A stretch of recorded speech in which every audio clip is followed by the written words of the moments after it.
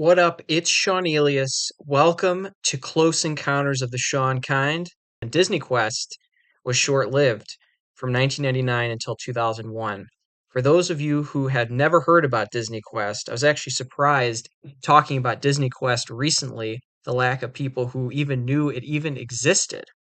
DisneyQuest was a huge indoor theme park that was located in the heart of downtown Chicago in the late 90s, early 2000s. It opened in 1999 and it opened in June of 1999 and it closed in September of 2001.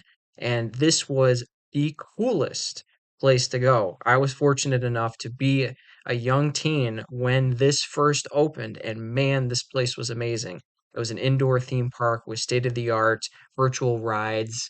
They had so many cool rides, and today I'm going to talk about the impact in Disney Quest in terms of arcades, how cool it was, the type of rides they had, the type of vibe it was, just how cool of a place it was, and just how sad it is that today in 2023 places like this really no longer exist. So I was 13 years old when Disney Quest first opened. And it was a really cool place to go. I remember I went relatively early on when it had first opened. I definitely went the first month of it being open in June of 1999, and it was a huge deal when it opened in downtown Chicago.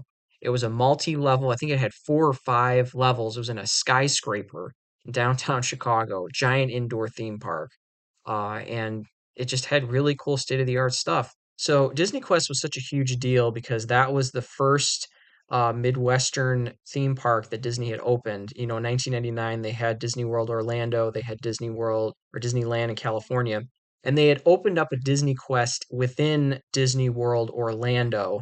And that Disney Quest stayed open until 2017. So the original Disney Quest was still there up until 2017. Similar rides at the Disney Quest in Orlando.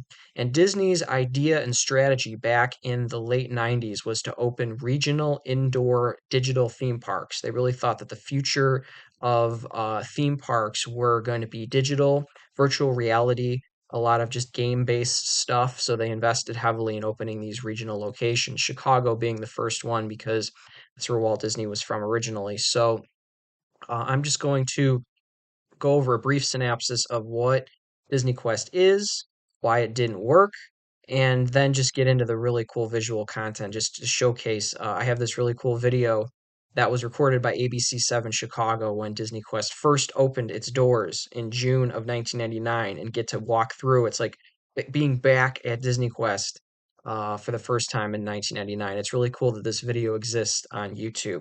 So, Disney Quest was a glitzy, state-of-the-art facility on prime real estate in downtown Chicago, and Disney Quest seemed to have it all in terms of modern entertainment.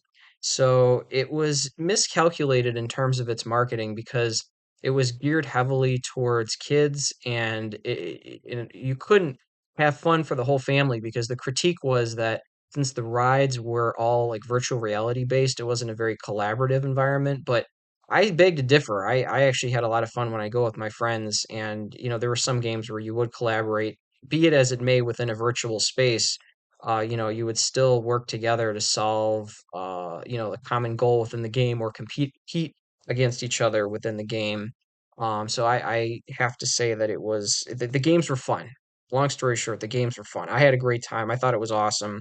Parents were complaining about, oh, there's nowhere to park or it's really expensive and this, that, or whatever. And yeah, that's a fair critique.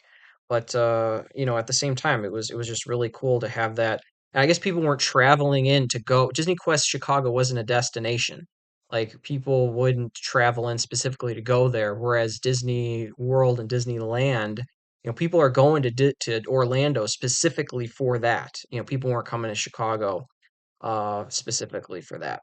So, they're saying here too that old time arcades, like the business model of arcades, the way they used to be, would be part of a larger venue. Like you would see an arcade within a shopping mall. So people would come to the mall and then the arcade would be the afterthought. People would go to like a boardwalk and then there would be, carnival rides and the arcade would be an afterthought. It wouldn't be the main focus of people going out and doing things. So That's why, DisneyQuest was just really like an indoor arcade, and people were like, "Oh, well, that's just the destination. You have to spend the whole day there." Whereas arcades were, not the main focus of going out. A lot of the times, if you were going out as a family, the whole family wouldn't go to the arcade. But now I think it's shifted because a lot of people like my age grew up and have kids, just remember the experiences they had in the arcade. And that's why I think Galloping Ghost really is a family friendly destination for older people like my age now. Wouldn't consider myself old, but people that are having young children now grew up going to arcades and were replaying the games that we loved when we were kids and introducing our kids to those games. I myself don't have kids, but I see a lot of people when I go to the arcade myself with, families of people my age with small children playing these games because there's the nostalgia factor. That's a really big thing. That's a nostalgia factor. So yeah, Disney just bailed. Like Disney was making money with Disney Quest, but it just was like, yeah, this isn't going in the direction we want it to go into, and the expenses are creeping up, and they just pulled the plug. Rather, they were going to expand into Philadelphia, I believe, and they just never did because it was like, well, we don't want to do this, so they just kept it exclusively in Chicago. And it's just unfortunate. I really wish that they would have kept it going because as you will see in this video, I'm going to show you the grand opening video of everything that Disney Quest had to offer before it was closed after being open for a little over 2 years. Disney Quest for me personally, before I get into this video, was a huge deal. It was a big deal when I'd have the opportunity to go to Disney Quest. It was a lot like, we have annual excursions to go to Six Flags Great America. It was like theme park worthy entertainment. So it was very rare. I'd only go to Disney Quest maybe once, twice a year. I'd only been maybe 5 or 6 times since it opened in those 2 years. It wasn't something I'd go to regularly. So when I knew I was going to Disney Quest with friends or family, it was a big deal. It was a big deal. I went for birthday parties. I went with my parents. So yeah, I maybe went a little bit more than 6 times in the 2 year, maybe closer to 10 now that I think about it. So stay tuned. I'm going to show you the grand opening video from June of 1999, filmed by ABC, to give you a lay of the land, what Disney Quest looked like, and give you a critique here of what I thought about the entire experience. So let's check it out.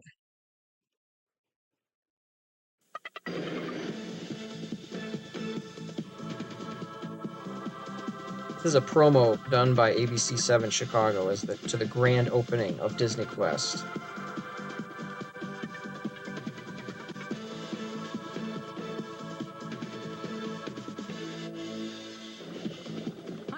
I'm Janet Davies. And I'm Jim Rose, and welcome to one of the most incredible places in Chicago this year. It's called DisneyQuest, and it's located on the corner of Ohio and Rush in Chicago, just 1 block west of Michigan Avenue. JR, right behind us is a 5-story building that is an indoor interactive theme park. Ooh. It is full of high-tech virtual reality games and gadgetry. I tell you, it is 90,000 square feet of pure fun. I couldn't have said it any better myself, Janet Davies. So yeah, it's a 5-story indoor theme park, 90,000 square feet, block off Michigan Avenue, the heart of downtown Chicago. This block, when it first opened, was home to a couple of indoor huge venues. ESPN Zone was right next door, so Disney owned both Disney Quest and ESPN Zone. So people that wanted to go into that area and like hang out and watch sports could go to ESPN Zone and eat and watch sports, and they also had an indoor arcade. But Disney Quest is right next door. Fun. And I guarantee there is no place in the United States like this, except in Orlando, where the original Disney Quest is. Well, tonight we're going to show you highlights of this incredible place. We're going to talk to some of the celebrities on hand, and we're going to watch Disney's grand opening ceremonies. But first, let's go down to the street to talk to Mike Kaplan, our intrepid reporter. Mike? JR and Janet, we're down here, street level, Rush in Ohio, and they are ready for a Disney Quest quake tonight of excitement. You guys ready? Oh, yeah. Some of these people have been out here for hours. Barbara, you're from Matson. How long have you been out here? And you've got the complete outfit, we noticed. How long have you been out today? Since 2 o'clock this afternoon. Why did you come out so darn early? Well, I didn't want to miss anything. Yeah, you don't want to miss anything. Yeah, the crowds were huge before this thing opened. I mean, look at the crowds for this grand opening. This is insane. This was a big deal when this opened. I mean, this was, Mayor was here, Mayor Daley, Mayor of Chicago was there. So, This is some more grand opening footage. Michael Eisner was there. You got Melissa Joan Hart was there. Sabrina the Teenage Witch was there. Clarissa Explains It All. Got the Army Men opening up DisneyQuest. There it goes.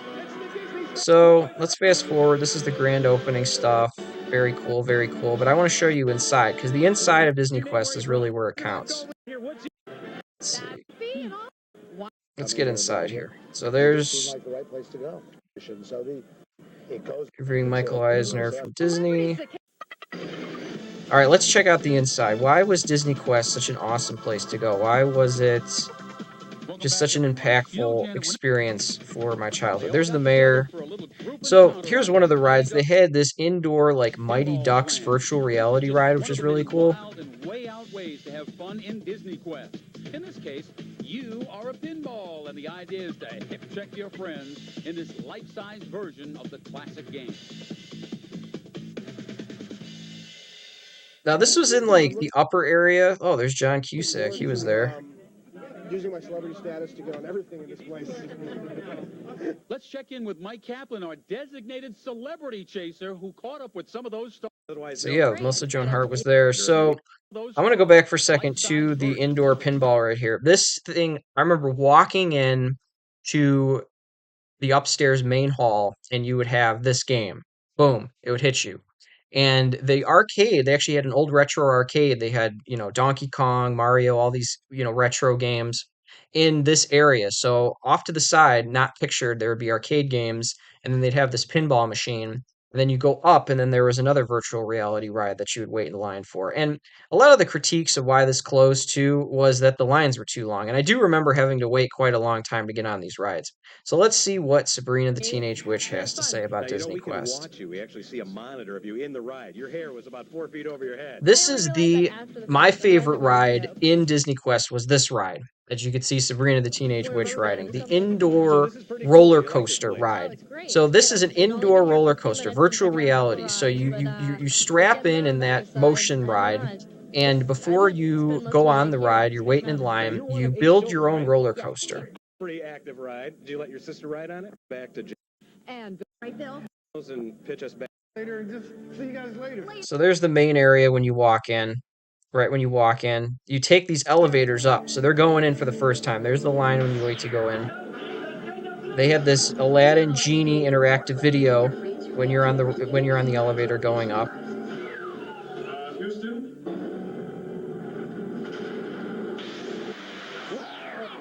So this is the main area right when you walk in. You get off the elevator, boom, this is the main hall. And there's all these sub halls. So you could walk into different halls, and they'll take you to different rides. So, there's the score area. That's where the pinball was that they were talking about. Mighty Ducks pinball in the arcade area was in the score lane.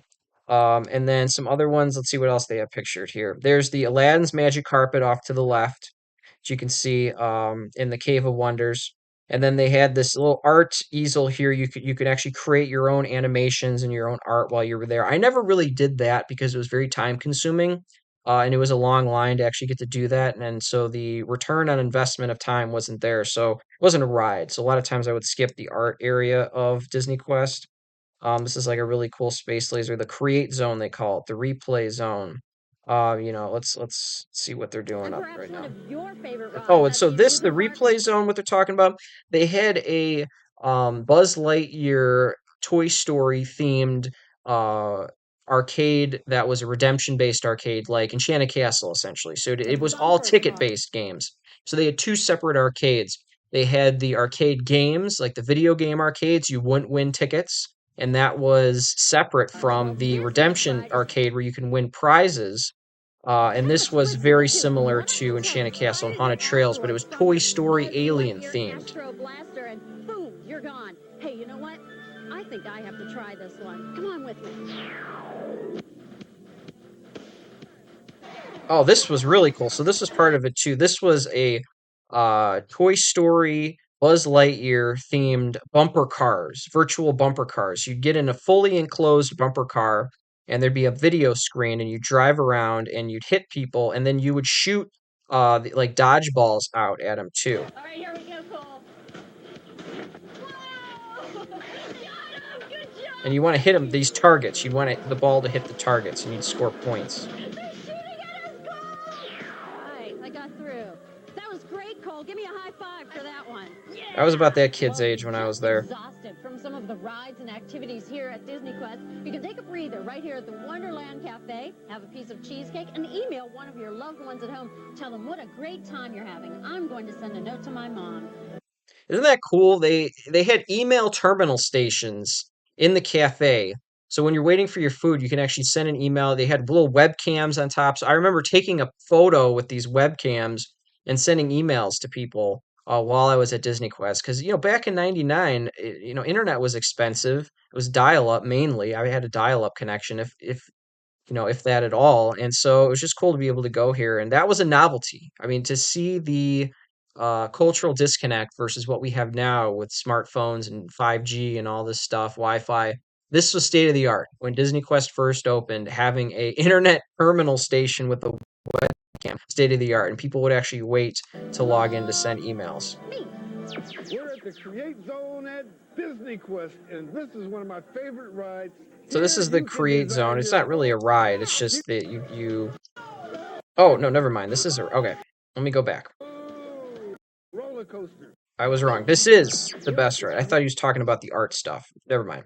So this is the Create Zone. I'm going to let this guy do the talking because this was my favorite ride at Disney Quest, which is the indoor roller coaster. So I'm going to let this guy explain what it is. Disney Quest, and this is one of my favorite rides. Here you can design your own roller coaster. Cyberspace Mountain, where you can do a figure eight, you can do a loop. Yeah. So basically, let me back up for a second. The line for this was always pretty damn long. And because it would be time consuming for the user to design their own roller coaster. That's where the time consuming part came in. So you'd wait in this line, and then when you get to the front of the line, they'd have these different terminals.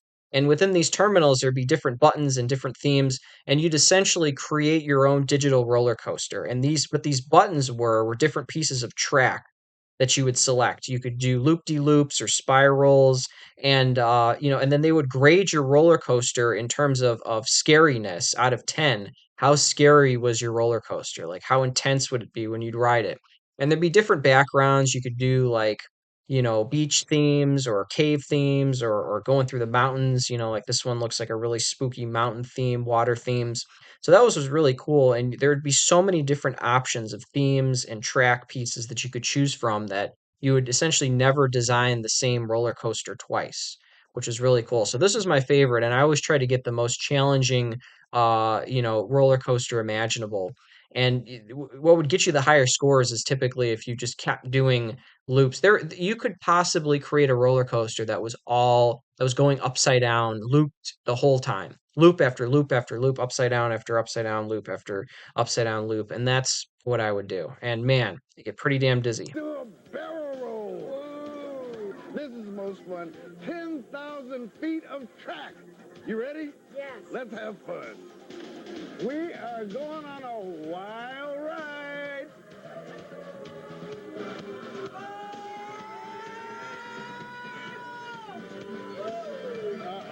So you're strapped in just like a regular roller coaster, except it's all digital.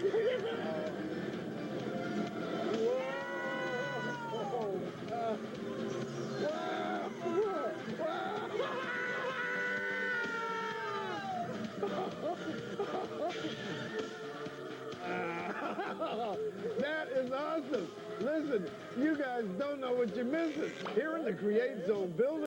I really miss Cyberspace Mountain. That was the coolest ride at Disney Quest, and I miss it. What am I going to say? This is the Create Zone he was talking about, where you create your own art. It's pretty cool, but I never really did it that much. Yeah, food Fun, more games, more virtual reality when we come back, so you stay tuned. Yeah. The food court that she was talking about was owned by the Cheesecake Factory. So they'd have like Disney-themed food and cheesecakes and stuff. The desserts are really good. I remember getting the desserts when I was there were excellent. Different varieties of cakes and ice cream. Everybody, and I'm I'm sure by now you have some questions about DisneyQuest, like when does it open, how much does it cost, et cetera, et cetera, et cetera. DisneyQuest is open Sunday through Thursday from 11 a.m. to 11 p.m. Then on Friday, it's open from 11 a.m. to midnight. And then on Saturday, it's open from 10 a.m. to midnight. Just remember this. It's open 7 days a week, and you get a 2 to 3 hour experience for your $16. Ooh, well, we'll be back in a virtual... So when it first opened, it was $16. I never remember it being $16. I remember it being closer to like $35 to get in. And then everything, once you got inside, essentially was like, there was a lot of add-ons. Like food was expensive and the rides were all included, but the lines would be so long that it would be hard. Like you couldn't do everything in one visit. You'd have to come back and the lines would be really long. So what you maybe get like 2 or 3 rides at the most in for one visit because of how long the lines were. And the rides themselves were really short. So it'd be hard to get a lot of value in for that 35 or $40 depending on the food because of all the wait times and the lack of available activities. I think that's another reason why it failed. But it was really cool trying this stuff for the first time. Like this, I would always do the indoor roller coaster, or the virtual roller coaster whenever I'd go Once I there. got in there, I didn't want none of the 5, you know what I'm screaming? Enjoy the rest of your tour here at Disney Quest. Brad Renfro, back to you, Janet and Jim. Well, Janet, you know I just love virtual reality games, computers, and high-tech gadgets. Let's check back in now with Tracy Butler and Bill Campbell for more highlights of Disney Quest. Welcome to the virtual jungle cruise here in the Explore Zone area of Disney Quest. It is a virtual adventure land through some ancient and very exotic places. Now, don't worry, there are no lions nor tigers here. Now, you may see an occasional dinosaur or two as you paddle your way through this prehistoric... So this ride was kind of weird and I didn't like it. It was kind of an interesting novelty when I first did it, but it got really boring and old fast. It's basically there's a real raft that you get in and you have real oars like you're paddling, except those oars that the people are holding right there have wheels at the bottom of them. And the mat that they're on, it's motion censored. So whatever the video is displaying, the raft moves in that direction. And you have to use the oars, but you have to like roll the wheels on the mat to get it to activate the sensors to paddle the boat. And I never felt like the response was very good. And it made your arms tired because all you do is like roll these wheels on a mat the entire time of the ride and just watch a screen of where your boat would go. jungle. And just like any great ride along the rapids, well, you may even get a little wet on this one, but you are in control of... Yeah, there was a water effect too, so they'd splash like little bits of water at you at some point, and that was pretty cool. I mean, it wasn't a lot of water, but it was just kind of a mist and a spray. This ride, say 2, 3, 4, 5, 10 times, it could all be different. It's all determined in the way you paddle. So I'm about to give it a try now, see if I can stay in control of my real rubber raft. Why don't you come along with me? Hey, you guys, wait for me. I don't want to be the only one not on the raft. Get your feet. Okay. Your instructions. You ready to go? I'm ready. All right. Here we go. So you can see the wheels clearly in this shot right here. This is actually a more accurate depiction of what the ride really looks like as she's running up here. So look at the oar on the left. You can see the wheels right there, and you just roll them across this blue mat. You're just sitting in a real raft. Get your feet. Okay. Your instructions. You ready to go? I'm ready. All right. But, you know, this was awesome. This was state-of-the-art. You have to remember, this was like a really cool novelty. I remember seeing the promo for this when it first came out, and I was really excited to try this. This was a lot of fun doing it once, but it did not have a lot of replay value, whereas the roller coaster really had a lot of replay value. This is really cool. See, she's rolling the balls down on the mat right there. You have dinosaurs popping out, all these cool effects, things you would encounter along your ride in the digital rapids. Sorry about the singed clothes. Watch your step. Wow, that was a lot of work. That was a lot of fun, too, and I definitely did get a little wet. If gaming's your thing, be sure to check out the Score Zone. It's literally competition city, where you can pit your skills against the best of the best on attractions like the Mighty Ducks Pinball Slam. So this is the Score Zone. This is when the video started with them doing this ride. You actually become a living pinball. Mighty Ducks Pinball Slam. This game wasn't really that fun for me. There wasn't a lot of replay value either because you're just looking at a number on a screen and just jumping up and down on this thing. So I didn't really enjoy I this had ride no very idea much. that being a pinball would be that rough. And this was But a it felt big like ride. This was a fun. big Hey, space too. This took up a striking you lot of guys while I space, catch my so breath. it Thanks, didn't Bill and really have a Tracy. lot of Hey, we'll replay be value back with for me. more of the grand opening of Disney Quest right here in Chicago. Right here So in I Chicago. don't think that they showcase the arcade portion here, unfortunately, like the arcade games. This was a cool game, so now they're going to talk about this ride. This is this was a very popular attraction when it first came out because of the virtual reality element. So I'm going to let them talk about this here. $15, you get a debit card that gets you about 70 points, and it roughly translates to 2 hours worth of play on a bunch of the major attractions and some of the other secondary attractions. Now, can you stay longer if you want to? Sure, you can stay as long as you like, and if you want to get more credits to use more of the attractions, you can just recharge your card, or even on those special occasions, you can buy an unlimited play ticket and play all day long. What's your favorite activity here, or favorite attraction here? Well, I gotta say, I love them all, and I go back and forth. Ride the Comics is a real special one where you wear a head-mounted display and you've got a lightsaber and you're fighting a battle to save the planet against intergalactic comic book characters that we've created, and it's a heck of a thing because when you hit them or when you get hit, you feel it through the forced feedback that we get in the sled, and it really is exciting. You have to try it. It's all in 3D, by the way. Wow. Yeah, you know, I'd like to. I remember that Ride the Comics. It would make your I remember my arms got really tired because of how much force you had to put into it. I mean, it was a workout. This was a ride that if you were not athletic like I wasn't when I was a kid, this was an exhausting thing to play. And when they show this shot right here where you're coming alongside the sled and you're fighting these guys with the lightsaber, I mean, this was exhausting. You really had to be like a warrior to fight these guys, and it was not easy to do. So that like this part when you're fighting these guys I remember fighting these guys on the sled and it was really exhausting to do. And there would be a little bit of haptic feedback that force feedback that was kind of cool. It was like a rumble pack for N64, a little bit more force than that.